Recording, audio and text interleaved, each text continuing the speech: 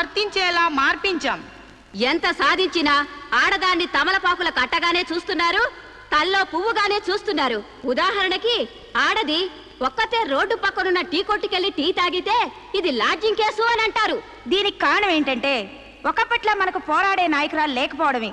ఒక అనీ బెసెంట్, ఒక దుర్గాబాయ్ దేశ్ముఖ్, ఒక సరోజినీ నాయుడు, ఒక ఇందిరాగాంధీ మళ్ళీ మన కోసం పుట్టాలి. అసలు నన్ను అడిగితే ఈ జన్మలో దళితులకు ఎంతో సేవ చేసిన అంబేద్కర్ ఈసారి స్త్రీల కోసం ఆడదానిగా పుట్టి రాజ్యాంగం తిరగరాయాలి, మనకు 50% రిజర్వేషన్లు కల్పించాలి. అప్పుడు రిజర్వేషన్ల ద్వారానే మనం పైకొచ్చామని చులకనగా చూస్తారు. అయినా మగాడు ఆడది ఒకరినొకరు అర్థం చేసుకుంటే ఈ భేదాలెందుకు, ఈ వాదాలెందుకు? ఎవరెంత ఎదిగినా కనాల్సింది ఆడదే, కారకుడు మగాడే. ఈ సత్యం తెలుసుకుని ఒకరినొకరు గౌరవించుకుంటే చాలు. మగాడు ఆడదాన్ని గౌరవించడం అటుంచి అణగదొక్కుతున్నాడు. మనం మగాళ్ల కాళ్ళు నొక్కడాలు, పని మనిషిగా చాకరీలు చేయడాలు అవన్నీ మానేయాలి. మనకి స్వేచ్ఛ కావాలి. మగాళ్ళు మనకి చేస్తేనే మనం వాళ్ళకి చేయాలి. వాళ్ళు అసలు లెక్క చేయకూడదు. అప్పుడే వాళ్ళు మన దారికి వస్తారు. Correct, super correct. ఇచ్చిన స్వేచ్ఛను అలుసుగా తీసుకుని జీవితాన్ని నాశనం చేసుకునే వాళ్ళు కూడా ఉన్నారు. ఫారిన్ వ్యామోహంలో పడి సాంప్రదాయాన్ని కాలదనడమే ఫ్యాషన్ అనుకుని ఆడదంటే అసహించుకునేలా స్వేచ్ఛను దుర్వినియోగం చేసుకునే వాళ్ళు కూడా ఉన్నారు. అందుకని అమ్మచాటి బిడ్డలా మొగుడు పక్కన బిడ్డలా ఆడది బతకాలా? పుట్టే జీవికి ఆడది ఆధారమైనప్పుడు ఆడది మరొకరి మీద ఆధారపడి బతకడం ఏంటి? కరెక్ట్ అంతే. సమాజంలో సమూలమైన మార్పు రావాలంటే మనిషి పుట్టుకకు మూలమైన వివాహ వ్యవస్థలోనే మార్పు రావాలి, విప్లవం రావాలి. పెళ్లి చూపుల పేరుతో మగాడు ఆడదాన్ని శల్య పరీక్ష చేస్తాడు, శీల పరీక్ష చేస్తాడు. కానీ అదే మగాడిని ఆడది ఏ పరీక్ష చేయకూడదు. సూపర్ అంటే సూపర్ అంతే. అందుకే ఆ మగాడిని ఆడది పెళ్లికి ముందే లొంగ తీసుకోవాలి. ఆ మగాడి ఇంట్లోనే ఆడది పెళ్లి చూపులు ఏర్పాటు చేసుకోవాలి. ఆ మగాడి టోపీ కింద ఉన్నది జుట్టో, బట్టతలో, విగ్గో తెలుసుకోవాలంటే, ఆ కళ్ళ జోడు వెనకున్నది గాజు కన్నో, మెల్ల కన్నో, గుడ్డి కన్నో తెలుసుకోవాలంటే, ఆ బంకరకాలో, చెక్కకాలో తెలుసుకోవాలంటే ఆ ఆడది ఆ మగాడిని పెళ్లికి ముందే పరీక్షించాలి. లేకపోతే ఆడది బెడ్రూమ్ లో ఏ చిరంజీవినో నాగార్జున ఊహించుకుంటూ కాపురం చేస్తుంది. అయ్యి బాబు, ఇది అసలు సూపర్ అండి బాబు. ఈ డైలాగులు ఉపన్యాసాల్లో చప్పట్లకు మాత్రమే పనికొస్తాయి. ఈ విపరీతమైన ధోరణులే మనకి విలువ లేకుండా చేస్తున్నాయి. సాంప్రదాయకంగా పెళ్లి చేసుకున్న మా ముత్తాత సంతోషంగా ఉండేవారు. మా తాత ఇంకా సంతోషంగా ఉండేవారు. మా నాన్న ఇంకా సుఖంగా బతికారు. వాళ్ళు పెళ్లాలతో ఆనందంగా కాపురాలు చేసుకోలేదా? వాళ్ళ భార్యలు ఎవరితోనైనా లేచిపోయారా? లేకపోతే ముందుగానే పరీక్షలు జరిపించి పెళ్లిళ్ళు చేసుకున్నారా? మా తాత, మా ముత్తాతని మగాడి వైపు నుంచి చూస్తున్నావు గాని మీ అమ్మమ్మ, మీ నానమ్మ అని వాళ్ళ సైడ్ నుంచి ఆలోచించావా? మొగుడయ్యాడు కాబట్టి చచ్చినట్టు అడ్జస్ట్ అయ్యి ఎందరో బతుకుతున్నారు. మగ లేని మగాళ్ళ వల్ల ఎందరో కొట్టాళ్ళుగా బతుకుతున్నారు. మొగుడికి తెలియకుండా చాటుగా ఎందరో పక్క వాళ్ళతో దొంగ కాపురాలు చేస్తున్నారు. ఆ మాటకొస్తే గర్భసంచి లేని ఆడాళ్ల వలన ఎంతమంది మగాళ్ళు సంతానం లేక పున్నామ నరకానికి పోలేదు? అందవిహీనమైన భార్యలతో ఎంతమంది మగాళ్ళు అడ్జస్ట్మెంట్ లైఫ్ అనుభవించడం లేదు? వాళ్ళంతా వాళ్ళ పెళ్లాల్ని వదిలేయాలనేనా నీ ఉద్దేశం? అందుకే పెళ్లి చూపుల ఆచారాల్ని పూర్తిగా మార్చేయాలని గొంతు తెచ్చుకునేది. ఎండ కాస్తుంటే గొడుగేసుకోవాలి గాని ఆకాశానికి అడ్డు కడతావా? సూర్యుని పగలు కొడతావా? అంతకన్నా వెర్ర ఆలోచన మరొకట్లేదు. మగాళ్ళలో మార్పు కోసం పవిత్రమైన ఆ పెళ్లి ఆచారాన్ని నాశనం చేసుకుంటావా? కాన్పు ముందు నొప్పులు, మార్పు కోసం కష్టాలు తప్పవు. నొప్పుల కోసం భయపడితే జననాలుండవు, కష్టాల కోసం వెనక్కి తగ్గితే సుఖాలుండవు. ఆచరణకి సాధ్యం కాని వాటి గురించి ఆలోచించడమే వ్యర్థం. ఆచరణలో పెట్టి చూపిస్తాను. చెప్పడం తేలికే గాని చెయ్యడం కష్టం. నేను చెప్పింది చేసి చూపిస్తాను. ఈ వివాహ వ్యవస్థనే మారుస్తాను. పెళ్లికి ముందే ఒక మగాడితో డేటింగ్ చేసి అతను అన్ని విధాలా నాకు నచ్చితేనే అతన్ని పెళ్లి చేసుకుంటాను. నీ తలతిక్క పిచ్చి పనులు ఒప్పుకోవడానికి ఇదేం ఫారెన్ కాదు, ఇండియా. అక్కడి దాకా ఎందుకే? ఇప్పుడే ఒప్పిస్తాను. సాంబశివరావు, నాతో డేటింగ్ చేస్తావా? మీరు చెప్పిందా రైటు, మీ వెనకాల రైటు. డేటింగ్ అంటే ఏంటమ్మా? పెళ్లికి ముందు ఒకరి ఇష్టాల గురించి మరొకరు తెలుసుకోవడానికి కలిసి ఉండడం, అదే డేటింగ్. ఇదేంటిది కొత్తగా ఉంది? ఇది కొత్తగా నేను కనిపెట్టిందేం లేదు. డేటింగ్ అనేది ఫారెన్ లో ఎప్పటి నుంచో ఉంది. సాంబశివరావు, ఒప్పుకుంటున్నావా? శిరీష్ గారు ఏం చెప్పినా నేను కాదానండి.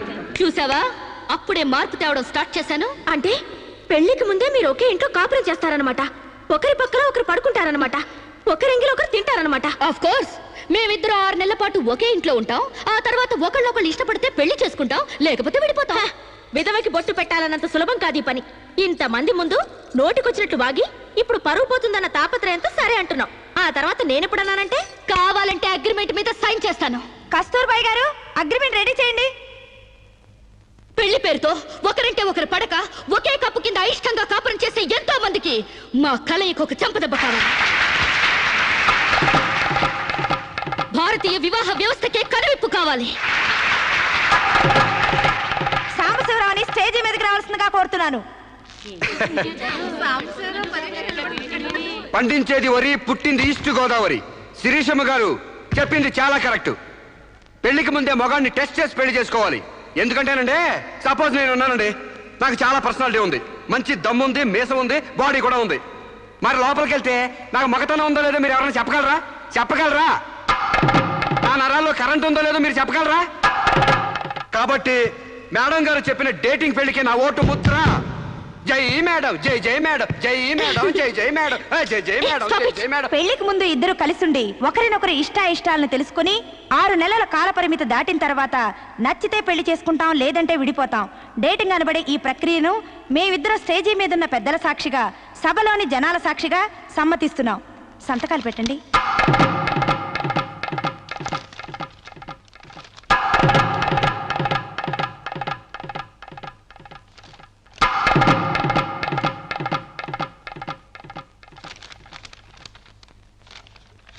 ఇక 6 నెలల తర్వాత మాకిష్టమైతే మీ అందరి సమక్షంలో మేము పెళ్లి చేసుకుంటాం.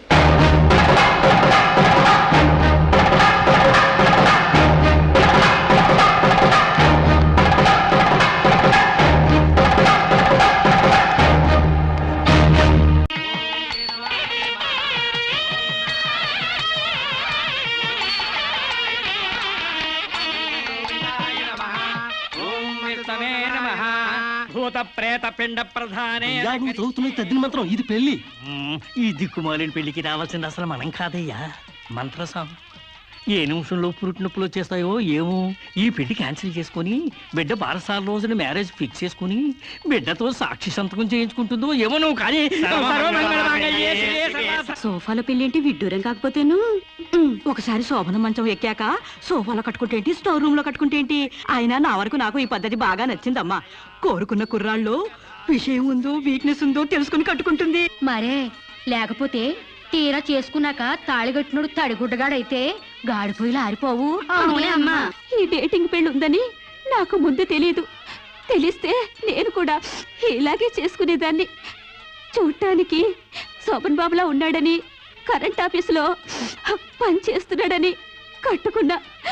తర్వాత తెలిసింది ఆయన బాడీలోనే కరెంట్ లేదని. నా కాలం కలిసొచ్చి హార్స్ పవర్ ఉండే మగాన్ని కట్టుకున్నాను గాని లేకపోతే గోడలు దోకాల్సి వచ్చిండేది. చదివిన తూతులు చాలు కానీ వాళ్ళ చేత పీపీ ఎనిమిచ్చి పుష్టి కట్టించే పప్పును తినేయొచ్చు.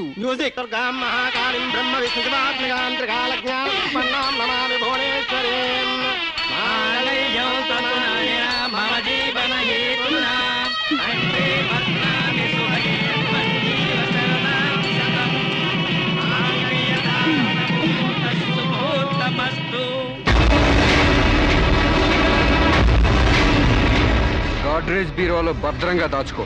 ఏంటిది? నువ్వు నాకు నచ్చలా, అందుకే తాళిబొట్టు కట్టట్లేదు. ముహూర్తం టైంలో జోకులేంటి? Useless fellow. ఇంకొకసారి యూజ్లెస్ ఫెలో అన్నావంటే చెప్పుతో కొడతా.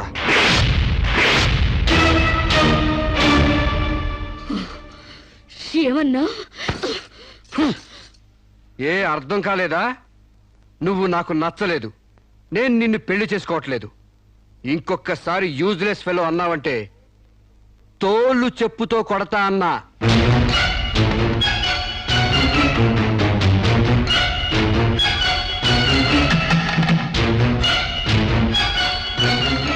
ఆగు బాబు, ఏమైంది?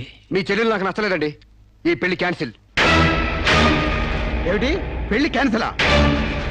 అవును, ఇష్టపడి డేటింగ్ పెట్టుకున్నావు. ఆ డేటింగ్ లో నేను పాస్ అయ్యాను, మీ చెల్లెలు ఫెయిల్ అయింది. నా ఫ్యాంట్లో ఉన్నవి వంకర కాళ్ళ మంచి కాళ్ళ, నాకు మగతనం ఉందా లేదా అని ఎక్స్రేలు చేసి మరీ పరీక్ష పెట్టింది. దాంట్లో నేను పాస్ అయ్యాను. నాకు పొద్దున్నే లేచి ఎక్సర్సైజ్ అంటూ ఒంగుళ్ళు దూకుళ్ళు చేసే పెళ్ళాం అక్కర్లేదు. తెల్లారగట్టే తలంటుకుని పొలానికి వెళ్లే పెళ్ళం కావాలి. ఒళ్ళంతా కనిపించేలాగా బొట్టు కింద అరగజో, బొట్టు పైకి అరడుగు పిలుకులు వేసుకునే పెళ్ళం అక్కర్లేదు. ఆడదని తెలిసేలా 6 గజాల చీర కట్టుకునే ఆడది కావాలి. అట్టాగే నా కాబోయే భార్య సీతలాగా ఉండాలని కోరుకున్నాను. కానీ పెళ్లికి ముందే లాడ్జింగ్ సర్వీసులా నీ చెల్లెలు నాతో కడుపు చేయించుకుంది. కాబట్టి నీ చెల్లెలు ఫెయిల్ అయింది.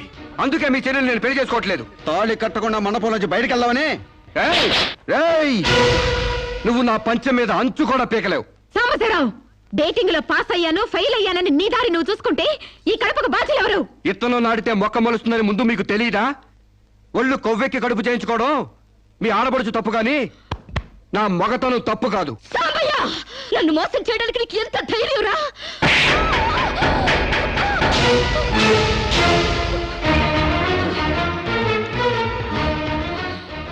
రారా పోరా నువ్వు అంటానికి నేను పడ్డానికి నీకు నాకు ఏంటే సంబంధం? ఉంటే గింటే అక్రమ సంబంధం తప్ప. అగ్రిమెంట్ ప్రకారం మరో 6 నెలల పాటు డేటింగ్ చేయాలి. ఇద్దరు ఒకరికొకరు నచ్చితే పెళ్లి చేసుకోవాలి, లేకపోతే విడిపోవాలి.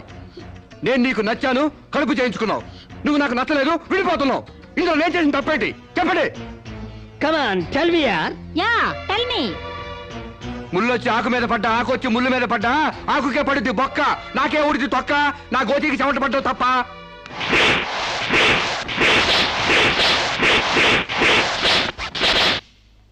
నాన్న సీన్ అర్థమైంది కదా? అర్థమైంది. అయితే టాటా చెప్పొచ్చాయి. సారీ యార్, take it easy, don't feel uneasy. All the best, bye bye, see you.